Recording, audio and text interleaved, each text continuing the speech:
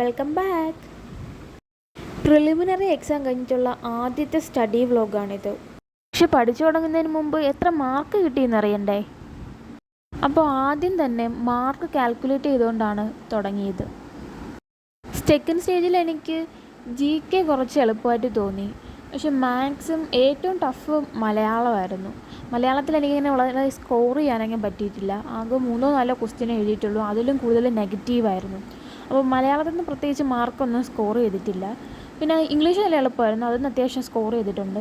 മാത്സും ഒരു പകുതിയോളം ക്വസ്റ്റ്യൻസ് മാത്രമേ അറ്റൻഡ് ചെയ്തതിൽ മാർക്കുണ്ടായിരുന്നു. പിന്നെ കൂടുതൽ പോർഷനും GK തന്നെയാണ് അറ്റൻഡ് ചെയ്തേക്കുന്നത്. GKയിലും ഒരു 10-30ഓളം ക്വസ്റ്റ്യൻസ് മാത്രമേ ഞാൻ അറ്റൻഡ് ചെയ്തിട്ടുള്ളൂ, മുഴുവനൊന്നും അറ്റൻഡ് ചെയ്തിട്ടില്ല. എനിക്കറിയാത്തത് കൊണ്ട് തന്നെയാണ് അറ്റൻഡ് ചെയ്യാത്തത്.